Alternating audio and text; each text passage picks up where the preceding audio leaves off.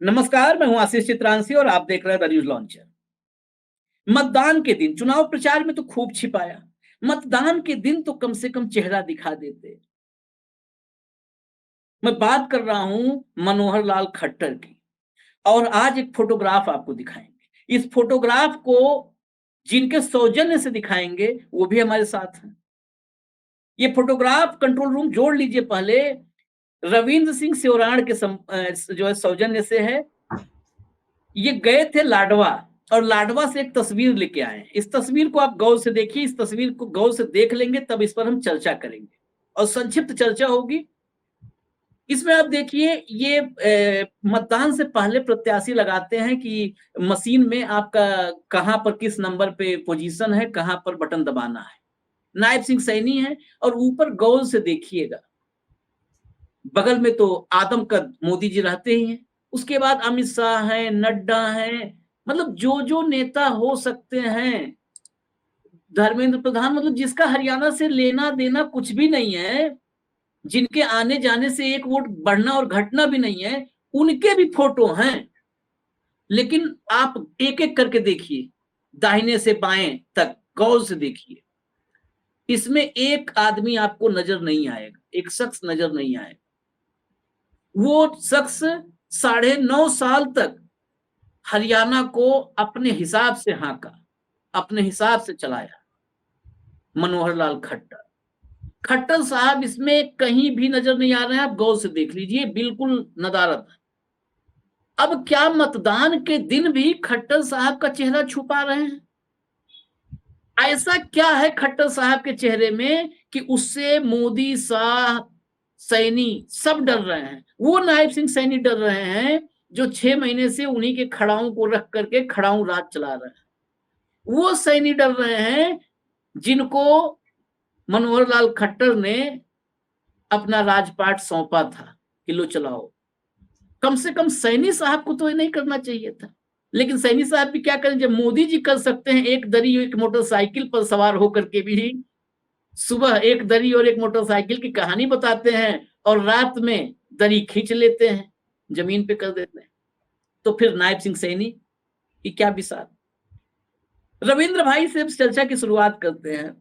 रविंद्र भाई, 2-3 बात। एक और खबर है मेरे पास कि कल आखिरी दौर में जो आखिरी जोर आजमाइश थी, रोड शो करा करके थोड़ा एक ग्लैमर ला करके, ग्लैमर का तड़का, जाट बहू की एंट्री करवा करके। जाट बहू, धर्मेंद्र, जाटों के बीच धर्मेंद्र को जाट के रूप में एक बड़ा ख्याति है उनकी। और मैं मथुरा के चुनाव को याद करता हूं तो मथुरा में हेमा मालिनी को अंतिम चुनाव के अंतिम समय में स्पार्क देने के लिए कई बार बिगड़ी सेहत में भी धर्मेंद्र को ले आकर के एक बार खड़ा कर देते हैं मंच पे। धर्मेंद्र के आने से जाटों में लगता है कि चलो भाई हम जाट की बहू को वोट दे रहे हैं। उनको लाया गया। अभी जानकारी मिली कि वो भी शो जो है बिल्कुल फ्लॉप हो गया, भयंकर फ्लॉप। ये क्या है? पहले फोटो को आप जो है ना डिकोड कीजिए, इस फोटो को डिकोड कीजिए जरा। जी, नमस्कार आशीष भाई और दर्शकों को भी बहुत नमस्कार। देखिए, कल मैं गया लाडवा और लाडवा मुख्यमंत्री चुनाव लड़ रहे हैं। प्रचार के आखिरी दिन तो खैर 3 तारीख है, लेकिन 2 तारीख को वो आए और उन्होंने एक रोड शो का आयोजन किया था, जिसमें मथुरा की सांसद और बीजेपी की नेता को हेमा मालिनी आई थी। और वो रोड शो जो था वो बहुत ज़्यादा इम्प्रेसिव नहीं था। बहुत सामान्य सी भीड़ थी उसमें। मुख्यमंत्री के साथ खुद 15-20 गाड़ियाँ होती हैं, काफ़िला उनका प्रोटोकॉल का, सिक्योरिटी का चलता है। उसके अलावा बहुत लिमिटेड लोग उसमें थे और लाडवा को बहुत बड़ा लंबा-चौड़ा शहर नहीं है, एक सामान्य सा कस्बा है और उसमें वो आए और मुझे लगता है आधे घंटे में वो रोड शो खत्म होके वो चले गए। कोई किसी को ज़्यादा पता भी नहीं लगा। तो उस रोड शो को अगर आप कैटेगराइज़ करेंगे तो वो एक फ्लॉप रोड शो के दायरे में आएगा। और ना कोई भाषण दिया, हेमा मालिनी ने कुछ बोला नहीं, वहाँ पर आई और ऐसे निकल के बिना कोई बातचीत किए निकल गई। उसके बाद मैं जब लौट रहा था, तो लौटते वक़्त मेरी नज़र पड़ी इस तस्वीर पर, जो आज हमारी स्क्रीन पे आपने दिखाया। अब इस तस्वीर में मैंने ढूँढने की कोशिश की, मैंने कहा भई ये 9.5 बरस बीजेपी ने जिन व्यक्ति के चेहरे पे शासन किया, वो तो हमारे को दिख ही नहीं रहा है। तो कई बार होता है ऊपर हमारी भी 40 पार कर दी है। मैंने कहा हो सकता है नज़र कमज़ोर हो तो और नज़दीक गया। और नज़दीक जाके मैंने और गौर से ढूँढा, भी नहीं दिखा, चश्मा भी लगाया, 1-2 लोग और अड़ोस-पड़ोस में खड़े थे, उनसे भी पूछा कि भैया इसमें देखो है क्या? सबका एक ही जवाब, भैया है ही नहीं इसमें तो। तो इसमें अब आप तस्वीर अगर स्क्रीन पे लेके आएँगे तो मैं एक-एक व्यक्ति का नाम आपको बताता हूँ जिनकी तस्वीर। स्क्रीन पर लाइए तस्वीर। हाँ। ये सबसे लेफ्ट साइड में जो है ये है सुरेंद्र नागर, जो राज्यसभा सदस्य हैं और बीजेपी के। उनके बगल में बिप्लब देव हैं नंबर 2 पे। नंबर 3 पे हैं सतीश पूनिया, चौथे हैं धर्मेंद्र प्रधान, अमित शाह, जेपी नड्डा, मोहनलाल बड़ौली और जो लोकल कुरुक्षेत्र के सांसद हैं वो हैं नवीन जिंदल। जिंदल। हाँ। इनको तो मैं जानता हूँ। इन सब के नाम मैं जानता हूँ, मैंने आपको बता दिया। अब 2 लोगों के नाम मैं जानता ही नहीं। तो हो सकता है बाकी लोग जानते हों, हमारे प्रबुद्ध दर्शक वर्ग है वो जानता हो। लेकिन ये 2 लोग ऐसे हैं जिनकी तस्वीर नायब सिंह सैनी ने लगाना ठीक समझा, बजाय कि मनोहर लाल खट्टर के। और खट्टर जिनके बारे में ये कहा जाता रहा है कि उन्हीं के आशीर्वाद से मुख्यमंत्री बने हैं और उन्हीं की खड़ाऊं रख के आज तक वो शासन कर रहे हैं। वो लड़ रहे हैं चुनाव और ये समझिए कि प्रचार का सामग्री जो होती है ये उसकी आखिरी चरण की तस्वीरें हैं। इसके बाद नई नई सामग्री मुश्किल आएगी नहीं, क्योंकि इसमें बैलेट भी बताया गया है मुख्यमंत्री का कि कौन से चुनाव चिन्ह पे लड़ रहे हैं और बैलेट का नंबर भी ईवीएम पर मशीन पर उनका जो बटन है उसका नंबर भी दिया गया है कि इस अंक के सामने वाला बटन दबाइए। तो ये किया गया है और उसमें सब कुछ है, बस उनके गुरु नहीं है। अब गुरु जो है उनके तो हरियाणा में बड़ा सम्मान होता है, देखिए गुरु तो गुरु होता है। अब गुरु को गायब कर दिया। तो ये जो बीजेपी की राजनीति है इस पर लोग बड़ा चुटीले अंदाज में वहां मजे ले रहे हैं कि यार अपने गुरु को जिस व्यक्ति ने गायब कर दिया, जिनकी तस्वीर तक लगाना गवारा नहीं समझा, तो वो इस इलाके में आखिर डेवलपमेंट कैसे कर पाएंगे? क्या डेवलपमेंट करेंगे? क्योंकि वो यहीं से वो सांसद थे, कुरुक्षेत्र में पड़ता है ये। 2019 के लोकसभा चुनाव में जीते थे और तब से लेकर आज तक उन्होंने कोई वहां खास काम किया नहीं है। और ऊपर से अब जिस व्यक्ति ने इनको मुख्यमंत्री बनाया, अब उनके भी इन्होंने फोटो लगाना बंद कर दिया। तो इससे एक वहां पर अलग लोग जो है वो मजाक उड़ा रहे हैं और इनको देख रहे हैं कि इस तरह के व्यक्ति के साथ हम लोग किस तरह से आगे बढ़ेंगे। ये वहां पर अब चर्चा का विषय लाडवा में बना हुआ है। तो ये तस्वीर हमारी जानकारी में आई तो हमने आपके साथ साझी की, क्योंकि हमारे और आपसे ज्यादा इस तस्वीर को देखने का अधिकार हमारे दर्शकों का है। तो उन तक ये पहुंचे, उन तक ये तस्वीर पहुंचे, इसलिए ये तस्वीर और ये सूचना उन तक हमने साझी की है। अब दर्शक अपना फैसला खुद करेंगे कि वो इस तस्वीर के बारे में क्या जानते हैं, क्या जानना चाहते हैं, उनको क्या लगता है, ये वो तय करेंगे। लेकिन हमारी जानकारी में हमें लगा कि जिस व्यक्ति ने आपको इतने बड़े पद पे पहुंचाया है, उनका सम्मान तो होना ही चाहिए था। और मनोहर लाल खट्टर की फोटो अगर होती तो मनोहर लाल खट्टर की फोटो लोग देख लेते, कहते कि भाई इन्होंने इनको मुख्यमंत्री बनाया है। लेकिन मसला ये हो गया कि प्रधानमंत्री आते हैं तो मनोहर लाल से पीछा छुड़ाते हैं, अमित शाह आते हैं तो मनोहर लाल से पीछा छुड़ाते हैं, और अब तो नायब सैनी ने भी पीछा छुड़ा लिया हरियाणा में। और करनाल दूर नहीं है सर, यहाँ से 35 किलोमीटर दूर है जहां से मुख्यमंत्री हैं। मुख्यमंत्री जो मनोहर लाल खट्टर थे वो यहाँ से 35 किलोमीटर दूर है खाली वो जगह। अब 35 किलोमीटर दूर वाले व्यक्ति की फोटो नहीं लगा रहे हो, केंद्र में मंत्री हैं, और 2000 किलोमीटर दूर वाले उड़ीसा के सांसद की फोटो लगा रहे हो आप। बिप्लब देव जो त्रिपुरा से सांसद है उनकी फोटो लगा रहे हो। तो ये बड़ी अचरज की बात है। मनोहर लाल खट्टर के बारे में हम लोग पहले भी चर्चा करते रहे कि वो किस तरीके से बीजेपी के लिए, पूरे प्रदेश के लिए एक लायबिलिटी बन गए हैं। अब इससे ये जाहिर होता है कि जब आपके फैसले इतने गलत थे तभी तो आपको छुपाना पड़ रहा है। अगर उनके फैसले ठीक होते और बीजेपी उनको डंके की चोट पर डिफेंड कर पाती तो मनोहर लाल खट्टर से क्या दिक्कत थी? मनोहर लाल खट्टर ने तो पॉलिसीज ही बनाई ना सर। आज पॉलिसीज ऐसी बनाई कि जिससे जनता नाराज है और उनके चेहरे से भी लोगों को, बीजेपी को लगता है वोट कटेंगे और लोग खफा होंगे। और ऐसी स्थिति जब बीजेपी ने अपने मंत्री की कर दी है तो जनता की हालत देखिए क्या होगी उस इलाके में। जनता कितनी ज्यादा खफा है। मनोहर लाल खट्टर का नाम आते ही लोग उनके बारे में क्या-क्या बयानबाजी करते हैं। आप देखिए, आपने तो खुद घूमा है पूरा हरियाणा, आपने खुद देखा है कि एक व्यक्ति से नहीं, मैं इसमें कुछ बातें और जोड़ करके आपसे फाइनली समझूंगा। एक तो ये 35 किलोमीटर दूर है, जिला अलग है। मैं करनाल गया था, करनाल में ही असंध है। असंध में योगी आदित्यनाथ की जनसभा हुई थी। मुझे फोटो दिखाया किसी ने, मैंने कहा भी था कि जरा भेज दीजिएगा। वहां पे जिन पत्रकारों से मैंने बातचीत की, करनाल में जहां के सांसद हैं, बतौर सांसद तो फोटो होनी चाहिए थी, वहां पर खट्टर की फोटो गायब थी। खट्टर की फोटो वहां भी गायब, इन्होंने भी गायब कर दी है खट्टर की फोटो। एक बड़ा सवाल ये, अच्छा एक बात और, कल आज सुनीता दुग्गल की भी इसमें चर्चा जरूरी है। सुनीता दुग्गल को कल घेर लिया एक गांव में, रतिया से चुनाव लड़ रही हैं, सिरसा से सांसद थी, अब रतिया सुरक्षित से चुनाव मैदान में है, उनको गांव में घेर लिया। वो कच्चा रास्ता पकड़ करके भाग रही थी बच के निकलने के लिए, किसानों को पता चल गया, वो घेर लिए, कहे कि इधर से क्यों भाग रही, सवाल का जवाब देना पड़ेगा। अब मजबूरी में क्या करती, कहीं हाँ जी जवाब दूंगी। वो पूछे सब कि ये बताइए, बॉर्डर पर जो रोका गया है शंभू बॉर्डर पर किसानों को, गलत है या सही है, इसको बताओ, हाँ या ना, गलत या सही। उन्होंने कहा कि गलत है किसानों को रोकना, गलत है किसानों को रोकना। अब इसीलिए खट्टर साहब की चर्चा है, तो आप इसको, मैं बता रहा हूँ फिर समझूंगा आपसे, गलत है। फिर किसानों ने पूछा कि ये बताइए जो वहां बैठे हैं वो किसान हैं या नहीं है, मतलब वो नकली किसान है या असली किसान है। सुनीता दुग्गल ने कहा नहीं जी असली किसान है। फिर उन्होंने तीसरा सवाल किया, 3 सवाल हैं, तीनों सवाल वो बता रहा हूँ। तीसरा उन्होंने कहा कि शुभकरण जो 22 साल का बच्चा जिसकी शहादत हुई है, शुभकरण की मौत की जांच होनी चाहिए थी कि नहीं, मौत क्या हत्या है तो उसकी जांच होनी चाहिए कि नहीं। तो उन्होंने कहा होगी, तो होगी नहीं, होनी चाहिए थी कि नहीं, होनी चाहिए थी। यानी 3 सवाल के 3 जवाबों में 3 बार खट्टर को बेइज्जत किया। ये बेइज्जती की हैट्रिक थी। और उनकी प्रत्याशी, अब नैतिक रूप से या तो खट्टर को राजनीति छोड़ के संन्यास लेना चाहिए, नैतिकता तो यही कहती है, या तो सुनीता दुग्गल को चुनाव मैदान में अब भी हट जाना चाहिए मतदान से पहले कि मेरे मतदाताओं मुझे माफ करो, मुझे वोट मत देना, मैं गलत सिंबल पर हूं मैदान में, मुझे वोट मत दो। ये सवाल ये है दरअसल ये बताने के पीछे कि ये भाजपा, आपने कहा खट्टर लाइबिलिटी है, मैं ये सवाल करता हूं कि खट्टर लाइबिलिटी है या भाजपा लाइबिलिटी है।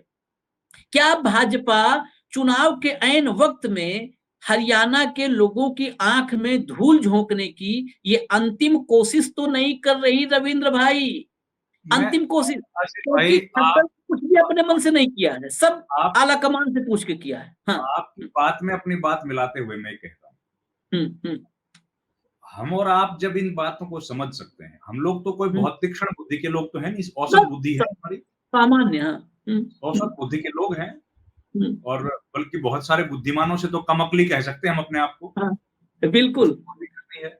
तो हम लोगों को ये सब बातें समझ आ रही हैं, तो ये गोदी मीडिया को ये समझ नहीं आ रहा है क्या? इनसे देखिए कितना भारी नुकसान उन्होंने एक पीढ़ी का कर दिया। 10 बरस का वक्त, आशीष भाई, जो लड़का ने 8 बरस का होगा, आज उसकी उम्र 18 साल की हो गई, वोट डालने के लायक हो गया। जो बच्चा 20 साल का होगा, वो 28 साल का हो गया। उसके करियर का एक सबसे इंपॉर्टेंट फेज था 10 साल का, जो 10 साल आपने उसके बर्बाद कर दिए, और केवल झूठ के बाउंडर से, केवल झूठ दिखा-दिखा के। और आज जब यही सुनीता दुग्गल जब लोकसभा सदस्य थी, तो इन तमाम फैसलों को स्वीकार करती थी और सही बताती थी। आज इनको जब जनता की जरूरत पड़ी है, तो इनको सच्चाई सामने आ गई, ये कह रही है कि गलत।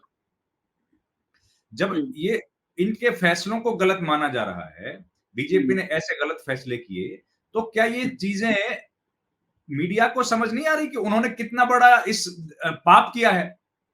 अनैतिक, इससे बड़ा अनैतिकता और क्या होगी? मेरी और आपकी जिम्मेदारी तो खबर देना है ना।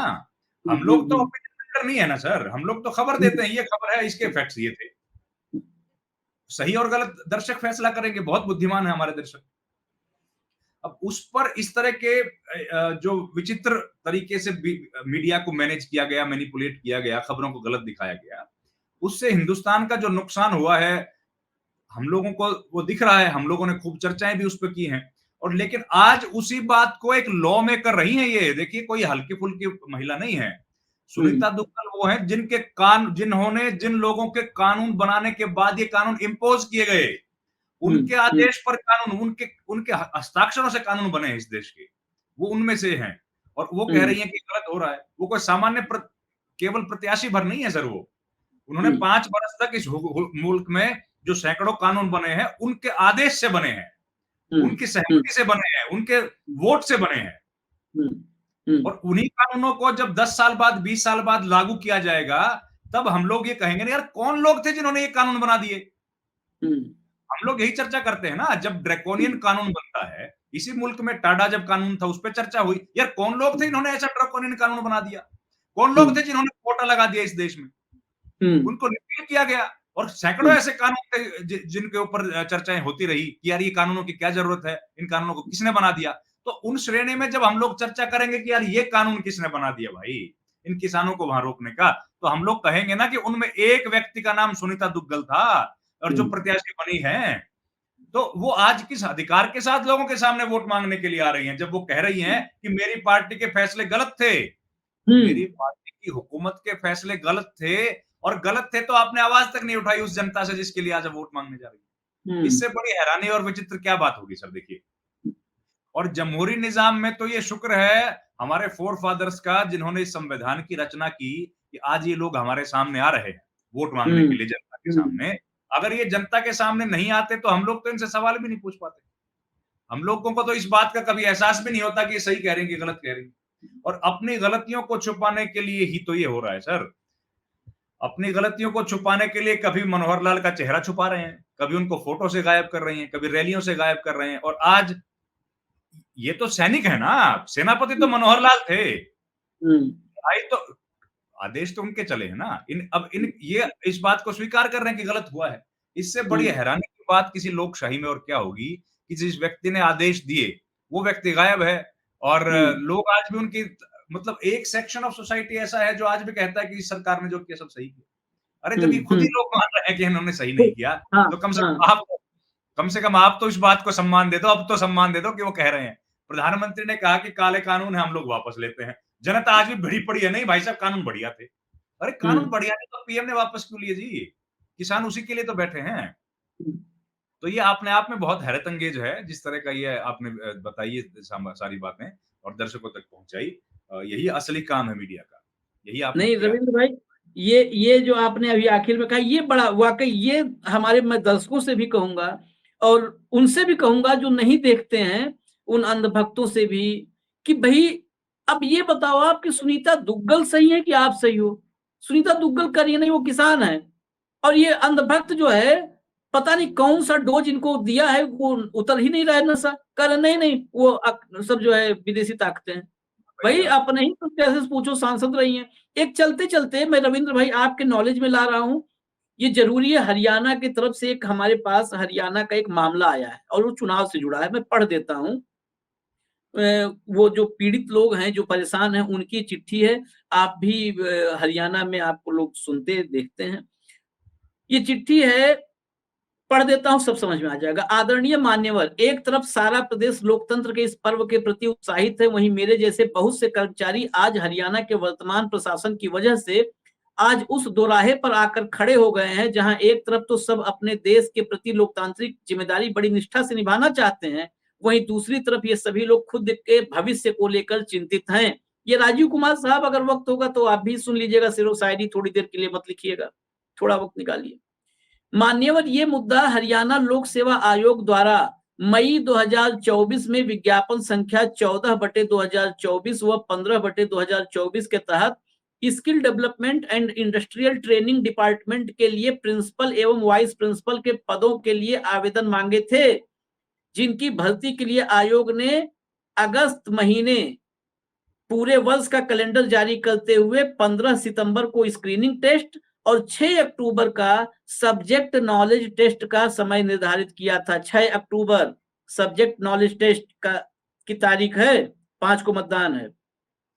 स्क्रीनिंग टेस्ट आपने निर्धारित समय पर हो चुका है और उसका परिणाम 28 सितंबर 2024 को जारी हो चुका है। अगले टेस्ट जो कि 6 अक्टूबर 2024 का निर्धारित है के लिए एडमिट कार्ड भी जारी हो चुके हैं।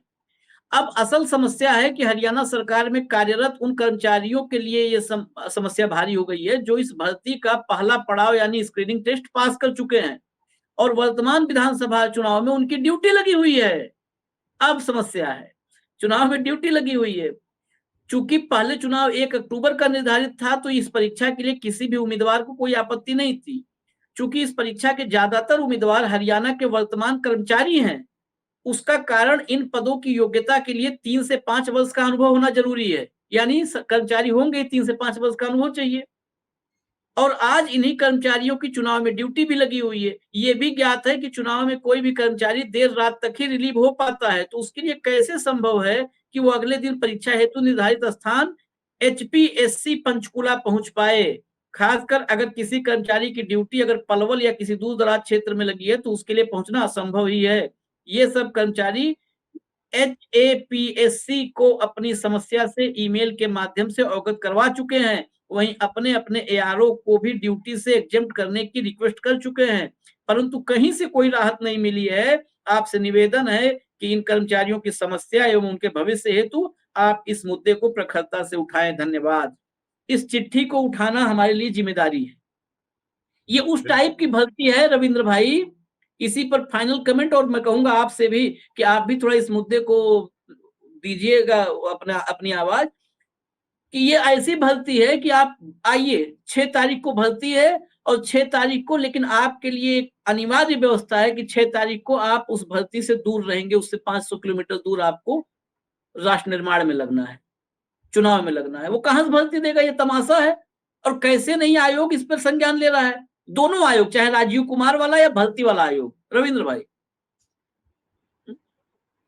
ये जो आयोग है ना, केंद्रीय चुनाव आयोग, हाँ, इन्होंने तुरंत ये बात जानकारी मांगी कि राम रहीम को हम लोग छोड़ें कि ना छोड़ें।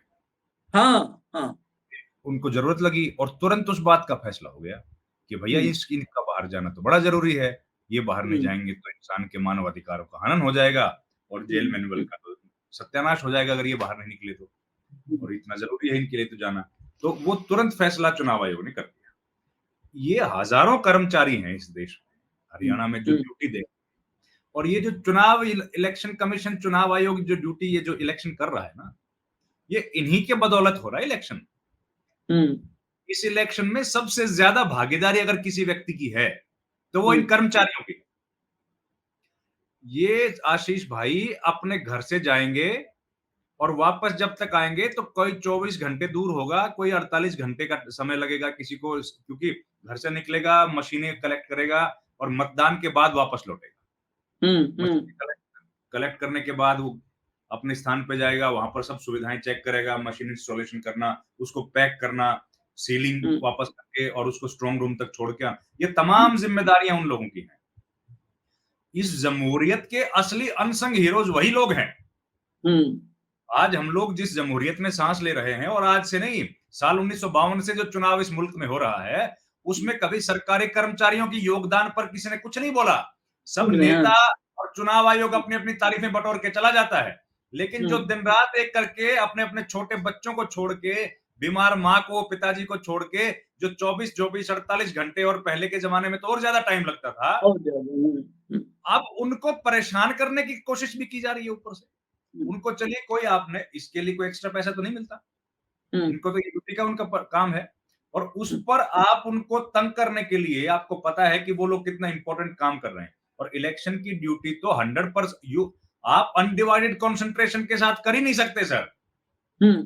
उसमें तो 100% फोकस आपको चाहिए, क्योंकि एक एक वोट की जब बीप होगी तो वो आपकी जिम्मेदारी को तय करता है कि इस जमहूरियत में अगर एक वोट भी गलत पड़ गया तो उसके लिए वो व्यक्ति जिम्मेदार है, और अगर उससे फैसला बदल गया चुनाव का, उस एक वोट से अगर फैसला बदल गया हार जीत का, जो गलत डाला गया हुआ, तो उससे देखिए कितना ज्यादा नफा और नुकसान एक मुल्क को हो सकता है। तो एक एक वोट की कीमत हमारे फोर फादर्स ने जो तय की है, उसका यही कारण है। लेकिन उस पर इलेक्शन कमीशन जब इतनी बड़ी ड्यूटी देता है किसी कर्मचारी को, किसी अधिकारी को, और उसके बाद अगले दिन की ये जिम्मेदारियां, अरे 6 तारीख में ऐसा क्या है कि जो 10 तारीख को नहीं कर सकते थे आप? 6 तारीख को बढ़ा के 10 तारीख कर देते, उसको 12 तारीख कर देते, क्या फर्क पड़ने वाला था? इलेक्शन, एचपीएससी का तो काम एग्जाम लेना ही तो है, और क्या काम है? उसको तो 5 साल में एक जो एक आदमी जो उसका मेंबर बनता है, जो चेयरमैन बनता है, उनका तो काम इसके अलावा कुछ है ही नहीं।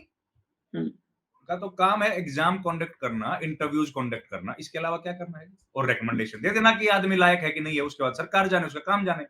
तो वो काम करने में इनको 5 साल यही काम होता है, एक कर्मचारी को इस तरीके से। और जबकि ये तो रिकमेंडेशन सरकार की तरफ से या बीजेपी की तरफ से गई थी कि समय, डेट को बढ़ा दिया जाए, 1 की बजाय 5 कर दिया जाए।